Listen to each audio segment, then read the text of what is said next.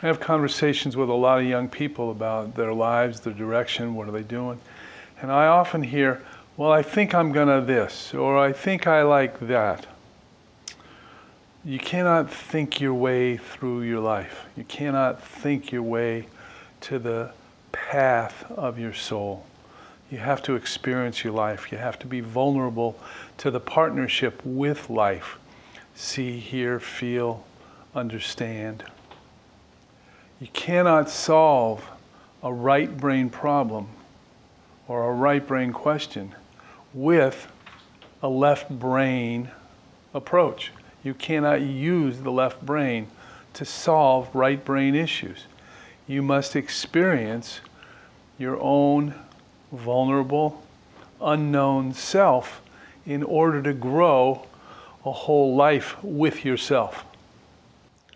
One of the primary complications of contemporary society is that it compresses time. It uses time, in a certain sense, against you.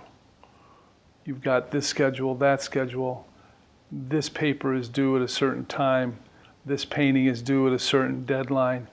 And so the compression of time is a way of squeezing you into left brain problem solving rather than right brain experiencing.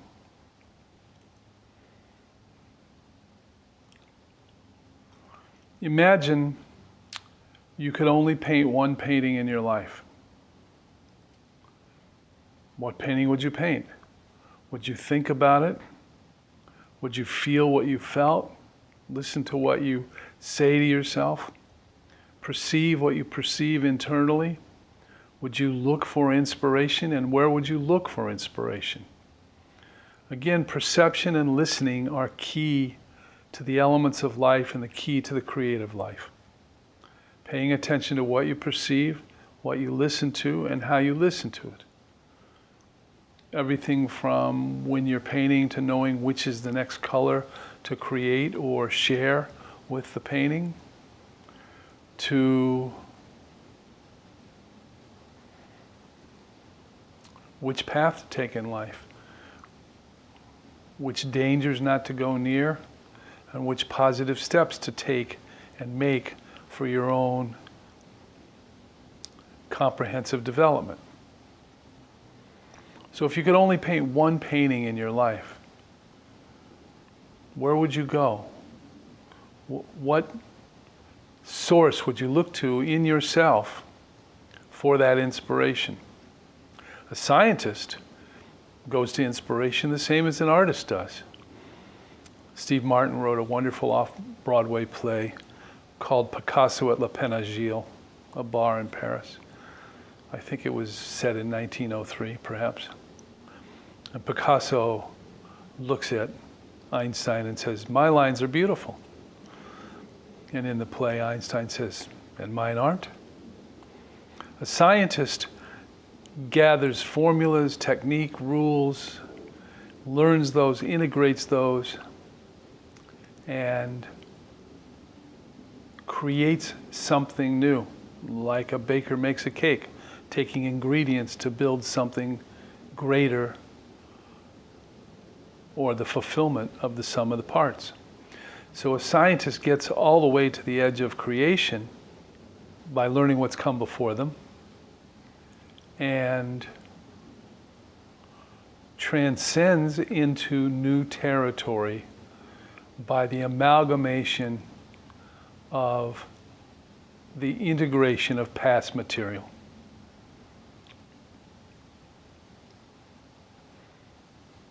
An artist can do the same thing. The scientist looks to the unknown using technique, rules, and formulas to try and reach a new level of known in the unknown. An artist can do the same thing. Know what has come before. Listen to yourself and your inspiration, and where do they come together, and is there something in the journey of your soul, the journey of your artistic path, where you can come into being with a piece of art that was unknown before, unknown to yourself, unknown to the world.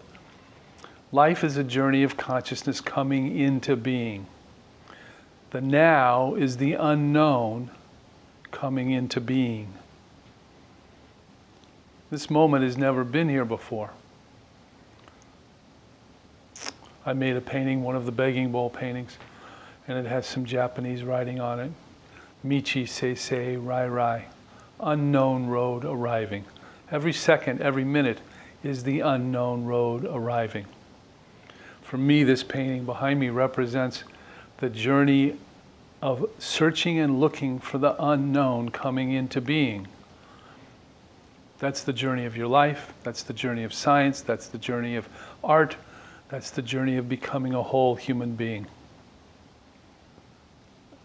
I've experienced and know that this world is a world of greater consciousness, intelligence, and compassion.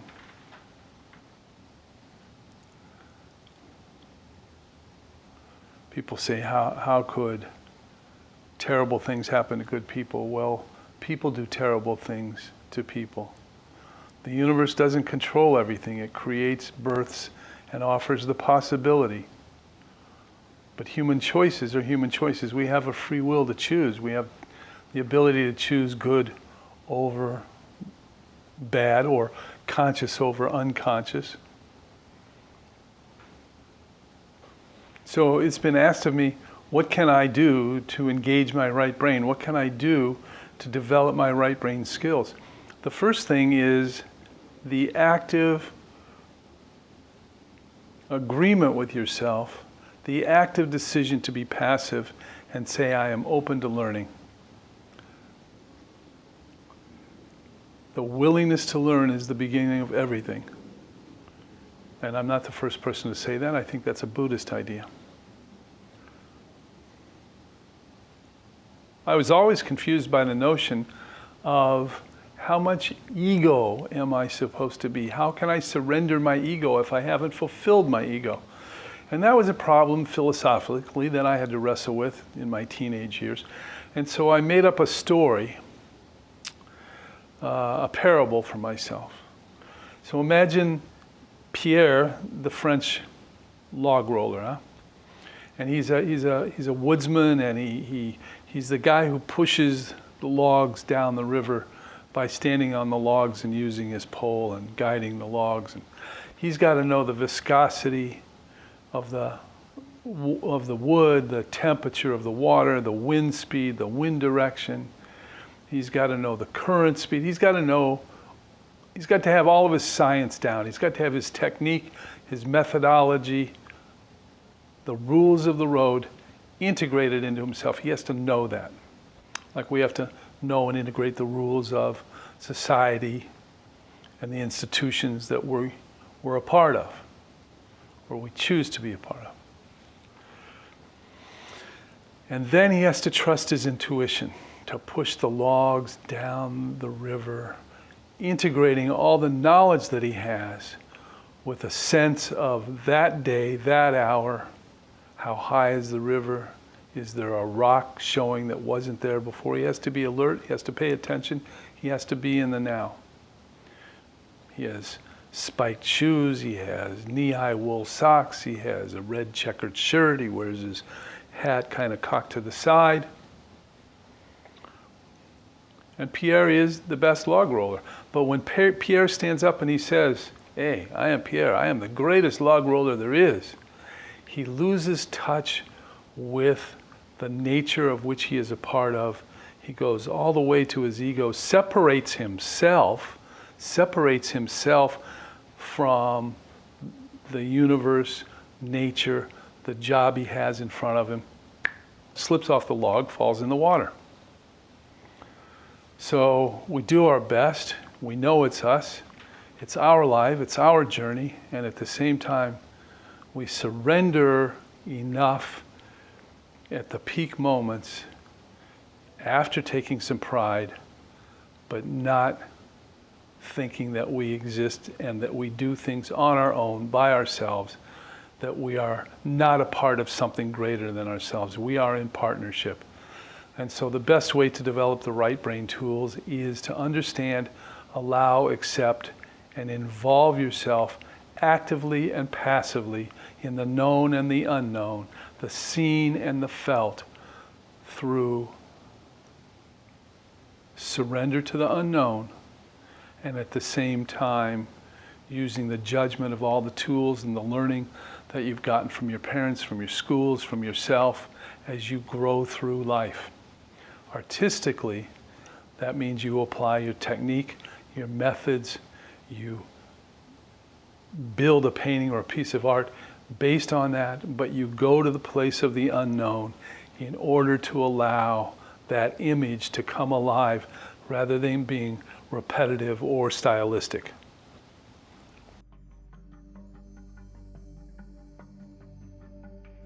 You can't solve a right brain problem with left brain thinking.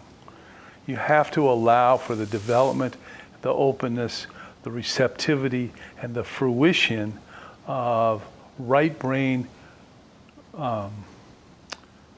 inspired receptivity, creating new patterns or new ideas of human behavior, human art, and healthy science. That's what I've tried to do with my painting language, is talk about what's true for me can be true for everyone, or what window of human inclusion can I create.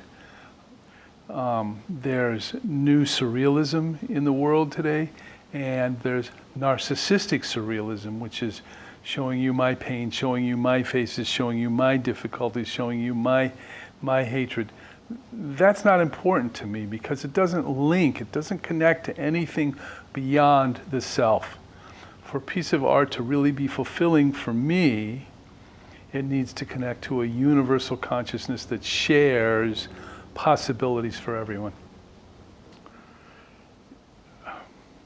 My life has been an amazing journey of environmental discovery, of artistic expression, of internal spiritual and emotional healing and searching. And it seems that I've only accepted truths or possibilities that were possible for each and every one of us. Because I'm no different than anyone else. It doesn't matter what my background is. I had different circumstances than you, but I still bleed, breathe, hope and fear the same as you do. Different things at different times. But that's compassion and empathy. And if we don't use compassion and empathy with our fellow humans in this time and in this place, what good are we? My journey has been a sort of healing journey for myself, and it's full of gratitude and now empathy. I've been able to get myself through some very difficult times. I faced a lot of pain, anguish, confusion, mostly because of my right brain expansion, because my right brain was more engaged than my left brain. I cared more about creativity and the discovery of life than I did about the rules and techniques and methodology of science and mathematics, and that's just the way I'm built. I was coloring by the time I was 3 and making darkroom prints at the age of 12. It's just, you are what you are. I grew up with a man, a wonderful guy, who's been the past governor of Indiana, Mitch Daniels. And Mitch is a brilliant guy, and now the president of Purdue University. And we were childhood friends, and because they used to seat us alphabetically in school, Mitch and I were always near each other, and Mitch would always get straight A's, and we always said, Mitch, you're going to grow up and be the president. And, he would smile, and he was not an egotistical guy, but, it felt good to him, you could tell. And at the same time, I was looking out the window drawing clouds. You are what you are. You're birthed by the universe. You're a specific and individual soul with a purpose, a journey of learning and expression to fulfill in this lifetime.